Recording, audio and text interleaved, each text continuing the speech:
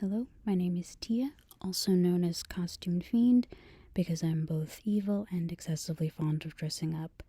I wanted to switch things up again and not do another Wikipedia article and talk about DuckTales, the 2017 reboot slash remake.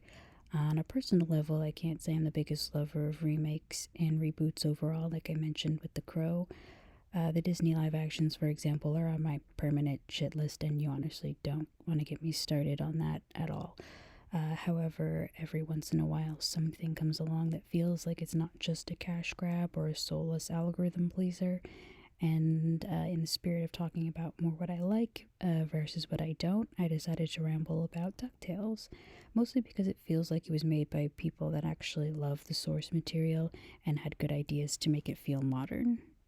Now, full disclosure, I've never actually watched the original cartoon. It came out in 1987 and I was born in 1994. I was, however, familiar with the characters and the premise, having seen other Mickey Mouse and gang related media over the years, like House of Mouse and things like that. In a way, though, that kind of works in this reboot's favor for me because it managed to interest me without the pull of nostalgia. I think it was a Comic Con preview that made me first aware of it because I remember a video being released of the cast singing the theme song, which is still so catchy. That to me is kind of what set the tone. They once again had an actual Scottish person playing Scrooge McDuck. They gave the triplets and Webby their own voice actors. The cast looked like they were having fun. And from what I recall, Donald Duck was voiced by the same man who'd been playing the role since 1985. A proper blend of updating something for a new generation, but not completely leaving behind the people that made the characters iconic to begin with. Again, even with no previous attachment to DuckTales specifically, that still feels important. Nothing confused me more, for example, than when they made another animated Scooby Doo film for the big screen and they had Fred, who has been voiced by the same man, Frank Welker, since the show's creation, and I believe the only one left of the original main cast still alive, being voiced by Zac Efron. I don't want to digress though, so back to why I like the DuckTales revival. I mentioned before about the triplets and Webby getting their own voice actors, and that's because in the original cartoon they were all voiced by the same person, and from what I've gathered, weren't very developed as individuals. The decision to make sure the characters were treated as different beings didn't just modernize it, but it also made for better representation because triplets might look or sound the same, but they obviously aren't a hive mind, and Webby became way more than just the girl character as a result of those changes. The pilot does a good job at setting up all of their personalities and some of the potential conflicts for future episodes. I'd argue that Gravity Falls probably played a role in how this was approached, in part because it feels like most Disney cartoons after it have tried to give their characters more depth and have more extensive storylines.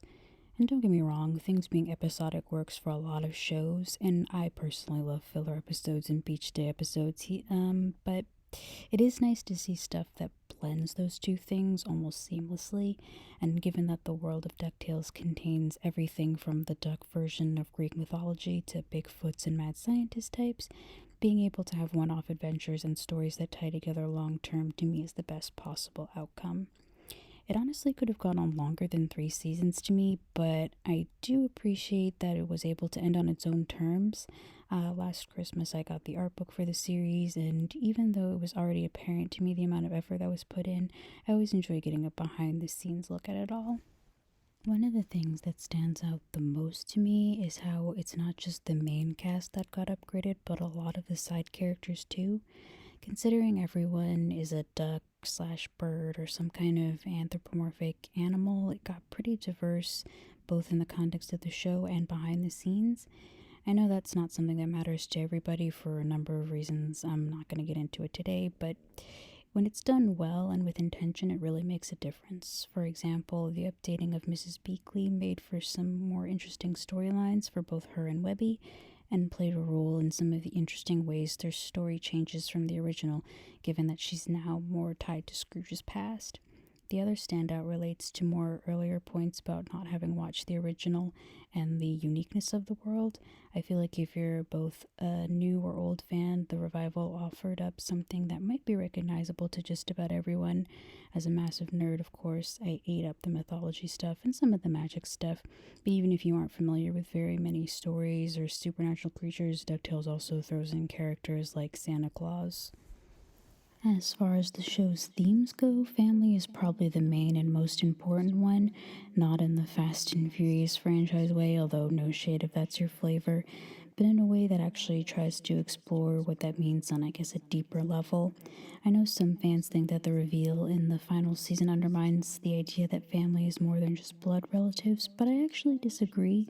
I'd almost argue that it strengthens them in some ways. Quick spoilers, I know the show's been finished for a few years, but just in case that still matters to anyone starting now. But it's revealed that Webby is part of her own set of triplets and that they are clones of Scrooge McDuck, which in a way makes her a blood relative. Throughout the whole show, she's a massive Scrooge fangirl and is under the impression that Mrs. Beakley is her biological grandmother. This works to me on two accounts. One, because Webby and Scrooge were unaware of the fact that their relationship was like that, so they develop something organic and not based on being related, even though it turns out that they are. Webby sharing his DNA never mattered, and the fact that she does changes nothing. And also, this means that Webby is not blood related to Miss Beakley, but because of everything they've been through, this information doesn't change the fact that this is a grandmother and her granddaughter, proving that family is still about choices. DuckTales' final moments show us all of the characters that have come to mean something to the main crew, and it really hits home when you think about where the show started.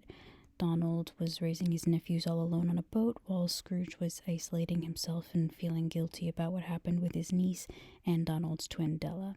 It completely earns the whole family's the greatest adventure thing because, blood related or not, they've all been through a lot together, and it still left the door open for the idea that there are many more adventures to come. That to me is what makes it a good reboot and is one of the shows that reminds me that when it's done well, it can be a meaningful work of art on its own. There's honestly probably a lot more I could get into with even more depth, but I think I want to leave off on this note. Leave a like if you liked, and if you enjoyed the 2017 series, you could share your favorite update to the franchise. But other than that, have a good one.